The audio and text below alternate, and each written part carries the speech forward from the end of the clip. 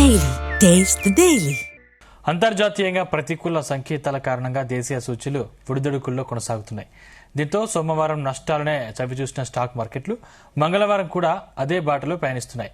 కొంతకాలంగా స్థిరంగా కొనసాగుతున్న బంగారం వెండి ధరలు మళ్లీ పెరుగుతున్నాయి. భౌగోళిక రాజకీయ అనిశ్చితుల నేపథ్యంలో పెట్టుబడిదారులు సురక్షిత ఆస్తుల వైపు మొగ్గు చూపుతుండటంతో బంగారం వెండికి డిమాండ్ కొనసాగుతుంది.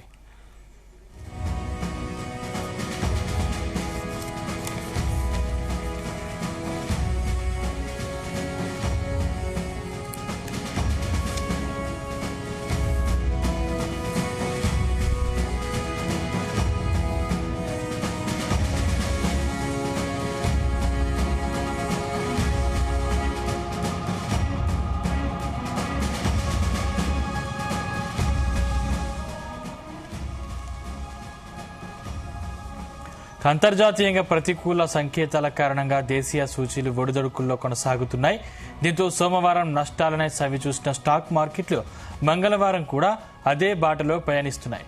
కొంతకాలంగా స్థిరంగా కొనసాగుతున్న బంగారం వెండి ధరలు మళ్లీ పెరుగుతున్నాయి. భౌగోళిక రాజకీయ అనిశ్చితుల నేపథ్యంలో పెట్టుబడిదారులు సురక్షిత ఆస్తుల వైపు మొగ్గు చూపుతుండటంతో బంగారం వెండికి డిమాండ్ కొనసాగుతుంది.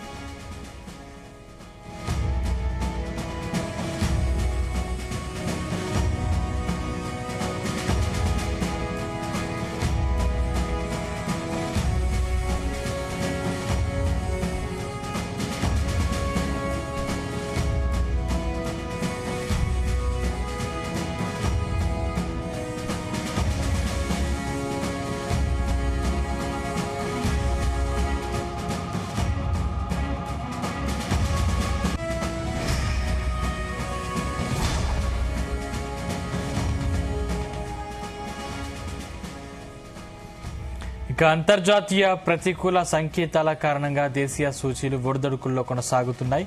దీంతో సోమవారం నష్టాలనే చవిచూసిన స్టాక్ మార్కెట్లు మంగళవారం కూడా అదే బాటలో పయనిస్తున్నాయి. కొంతకాలంగా స్థిరంగా కొనసాగుతున్న బంగారం వెండి ధరలు మళ్లీ పెరుగుతున్నాయి. భౌగోళిక రాజకీయ అనిశ్చితుల నేపథ్యంలో పెట్టుబడిదారులు సురక్షిత ఆస్తుల వైపు మొగ్గు చూపుతుండటంతో బంగారం వెండికి డిమాండ్ కొనసాగుతుంది.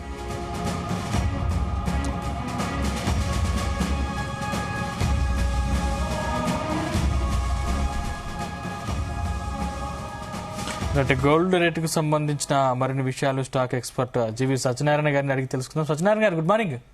Good morning Sandeep. సార్, అంటే ఇప్పుడు బంగారం వెండి ధరలు ఈ నెల ఎలా ఉండే అవకాశం ఉంది? ఇప్పటికే పెరుగుతూ పోతా ఉన్నాయి కదా. అవును. సో ఈ నెల మొత్తం ఎలా ఉండే అవకాశాలు ఉన్నాయి? ఓకే, ఇప్పుడు ఎందుకు పెరుగుతున్నాయి ఏంటిది అనే దానికి మెయిన్ రీజన్ ఇదే. వెనిజులా మీద వీళ్ళు అమెరికా ఆధిపత్యం కోసం వాళ్ళు అక్కడ ప్రెసిడెంట్ ఎవరైతే ఉన్నారో వారిని తీసుకెళ్లడం జరిగింది అరెస్ట్ చేసి. అయితే ఇప్పుడు మళ్ళీ కొలంబియా, మెక్సికో, క్యూబా మీద కూడా ఇలానే జరుగుతాయని ఒక వార్త రావటం, వాటితోటి మళ్ళీ నిన్న సిల్వర్ పెరగడం జరిగింది.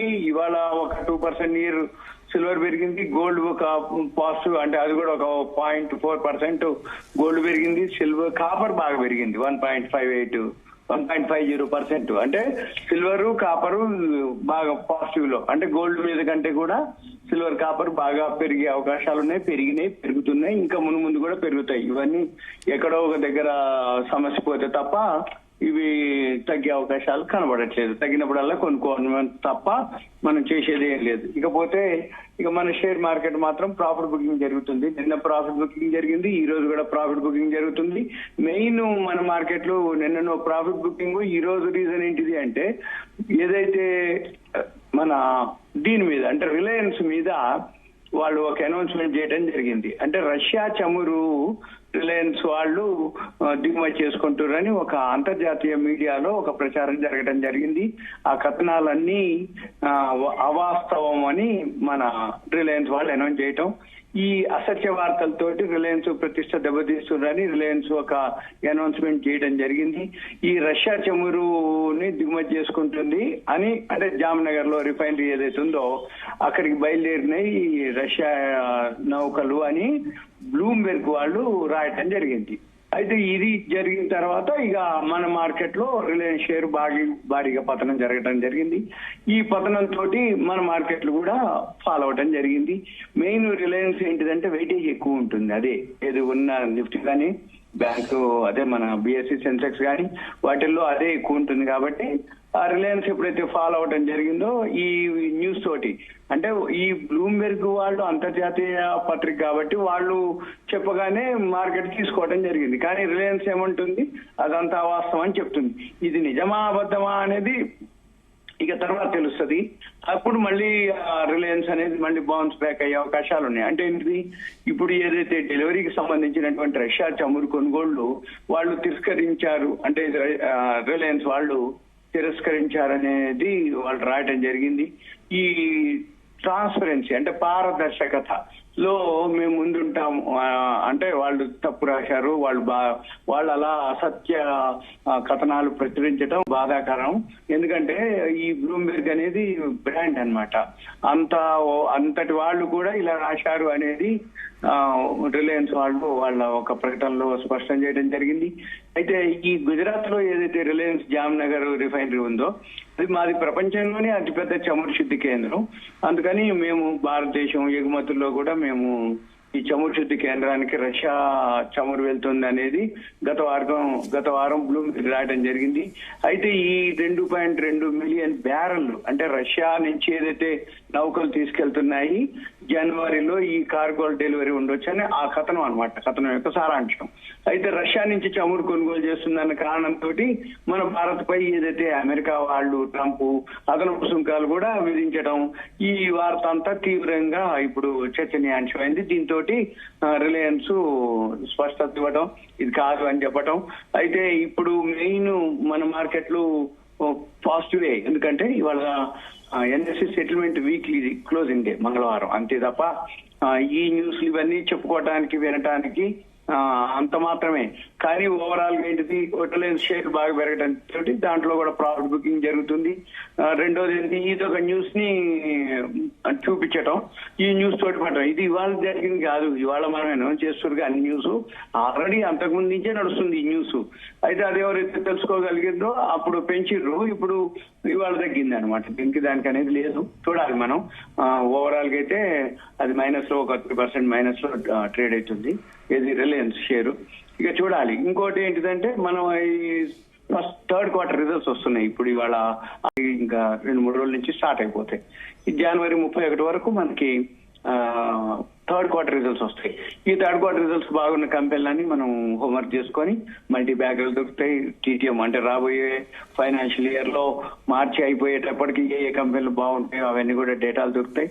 కాకపోతే మనం చూడవలసింది సింపుల్ గా ఏంటిది అంటే ఏం జరుగుతుంది కరెంట్ అఫైర్స్ అంటే రోజు ఒక వార్తతోటి. శనివారం నైట్ ఈ వెనిజులా మీద ట్రంప్ ఎప్పుడైతే జరిగిందో ఆ ఇష్యూ తోటి gold silver positive, copper positive, usage పెరిగింది కాబట్టి డిమాండ్ పెరిగింది కాబట్టి సప్లై తగ్గిపోయింది. ఇన్వెంటరీస్ కాపర్ నిల్వలు తగ్గిపోతున్నాయి, సిల్వర్ నిల్వలు ఆల్రెడీ తగ్గిపోయినాయి అనే అనౌన్స్మెంట్ జరిగింది. ఇప్పుడు కాపర్ వాడుతున్నారు, కాపర్ నిల్వలు కూడా రాను తగ్గిపోతాయి. ఆటోమేటిక్ గా మళ్ళీ కాపర్ కూడా డిమాండ్ ఏర్పడుతుంది. మనం కాపర్ ను వాడేది మామూలుగా పూజా సామాన్లు, లేదు ఇంట్లో రాగి బిందెలు, రాగి చెంబులు, రాగి గ్లాసులు, కాపర్ గ్లాసులు అవి తప్ప మనం వాడం. కానీ ఇండస్ట్రీ వైజ్ చాలా యూసేజ్ ఉంటుంది. అంటే మనం ఇంట్లో ఏదైతే కొత్త ఇల్లు కట్టుకుంటామో ఆ వైరింగ్ ఉంటుంది కదా, అవన్నీ కూడా కాపర్ వైరింగే ఉంటాయి. ఎక్కువ శాతం అల్యూమినియం ఉంటుంది కానీ దానికంటే కాపరే మంచి క్వాలిటీ ఉంటుందని కాపర్ తోటే బిజినెస్ చేస్తారు. కాపర్ వైర్లు చాలా ఉన్నాయి. వీటన్నిటికంటే కూడా తగినప్పుడు అలా కొనుక్కునేది హిందుస్థాన్ కాపర్, ఏది మన షేర్ మార్కెట్ లో. ఆర్ఆర్ కేబుల్ అని ఉంది, పాలీ క్యాబ్ ఉంది, ఫినోలెక్స్ కేబుల్స్ ఉన్నాయి. అంటే కాపర్ సంబంధించిన రిలేటెడ్ ఏవైతే షేర్స్ ఉన్నాయో అవన్నీ కూడా పెరిగే అవకాశాలు. అంటే ఏమైతుంది, డిమాండ్ ఎప్పుడైతే ఎక్కువ ఉందో అవి రిజల్ట్స్ బాగుంటాయి అనమాట. రిజల్ట్స్ బాగున్నప్పుడు ఆటోమేటిక్ గా షేర్ ప్రైస్ పెరుగుతుంది. అది మనం గమనించాలి. ఇప్పుడు ఇవాళ మళ్ళీ మధ్యాహ్నం తర్వాత ఉంటే నిన్న ఇవాళ సెల్లింగ్ జరుగుతుంది, అంటే ప్రాఫిట్ బుకింగ్ జరుగుతుంది. ఒకవేళ వీలైతే మధ్యాహ్నం తర్వాత షార్ట్ కవరింగ్ కూడా జరిగే అవకాశాలు ఉంటాయి.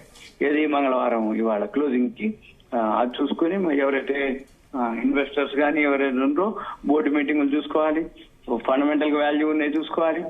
ఈ రాబోయే రోజుల్లో ఏదైతే అంటే జిఎస్టీ తగ్గితే దేనికి బెనిఫిట్ వచ్చినాయి, వడ్డీ రేట్లు తగ్గిస్తే ఆర్బీఐ వాళ్ళు ఏ కంపెనీలకు బెనిఫిట్ అది ఇవన్నీ చూసుకొని ఇన్వెస్ట్ చేసేది అనుకోండి, ఎన్నాళ్ళలో ఉండదు. ఇప్పుడు మన మార్కెట్లు అన్ని కూడా ఎలా ఉంటుందంటే ఒక రోజు ఓపెనింగ్ డే అని పెరుగుతుంది, ఒక రోజు క్లోజింగ్ డే అని తగ్గుద్ది, మధ్యలో ఒక రోజే ఖాళీగా ఉంటది. ఆ ఒక రోజు ఏం చేస్తారు, న్యూట్రల్ గా ఉంచుతారు, లేకపోతే ప్రాఫిట్ బుకింగ్ అనో షార్ట్ సెల్లింగ్ అనో షార్ట్ కవరింగ్ అనో ఏదో ఒకటి. అంటే ఉన్న 5 రోజుల్లోనే 2 ఓపెనింగ్లు ఉంటాయి, బిఎస్సీ ఒకటి ఎన్ఎస్సీ ఒకటి, 2 క్లోజింగ్ డేలు, ఒకటి ఎన్ఎస్సీ క్లోజ్, ఇవాళ ఎన్ఎస్సీ క్లోజింగ్ డే, రేపు ఎన్ఎస్సీ ఓపెనింగ్ డే, గురువారం వచ్చేటప్పటికి బిఎస్సీ క్లోజింగ్ డే, శుక్రవారం వచ్చేటప్పటికి బిఎస్సీ ఓపెనింగ్ డే. ఇంకేంటిదయా అంటే ఏం లేదు, సోమవారం ఒక రోజు మామూలు రోజు ఉంటుంది. ఈ సోమవారం 2 రోజులు సెలవులు ఉంటాయి కాబట్టి సోమవారం మళ్ళీ పాజిటివ్ నెగిటివ్ న్యూట్రల్ ఉంటుంది. ఇంకంతే, ఇదే మాదిరి రోజు జరుగుతూనే ఉంటది. కాబట్టి ఎవరైతే ఇన్వెస్ట్మెంట్ కొంచెం ఆలోచన ఉందో వాళ్ళు కొంచెం ప్లానింగ్ తోటి చేసుకుంటే ఒక 1 వీక్ 10 డేస్ హోల్డ్ చేయటం, అట్లా స్వింగ్ కాల్స్ అంటాం. అంటే స్వింగ్ లేదు, వాల్యూ బాగుంది అనుకుంటే ఒక క్వార్టర్లీ రిజల్ట్స్ వరకు వెయిట్ చేయటం, కొనుక్కోవటం. సెకండ్ క్వార్టర్ రిజల్ట్స్ లో బాగున్నాయని హోంవర్క్ చేస్తే ఇప్పుడు థర్డ్ క్వార్టర్ రిజల్ట్స్ లో పెరుగుతాయి. థర్డ్ క్వార్టర్ రిజల్ట్స్ అన్ని మంచిగా అనుకోండి, ఫోర్త్ క్వార్టర్ ఓవరాల్ గా 3 క్వార్టర్ రిజల్ట్స్ బాగున్నాయని ఫోర్త్ క్వార్టర్ ఆటోమేటిక్ పెరుగుతుంది యాన్యువల్ రిజల్ట్స్ అప్పుడు. ఇవన్నీ కొంచెం అవేర్నెస్ తప్ప ఎడ్యుకేషన్ పర్పస్ ఎవరికైతే ఇంట్రెస్ట్ ఉందో వాళ్ళు వాళ్ళ ఫైనాన్షియల్ అడ్వైజర్ ని కనుక్కొని కలిసి వాళ్ళ అడ్వైజ్ తీసుకొని చేయాలి. ఉంటా. Okay, right right, thank you sir. Thank you.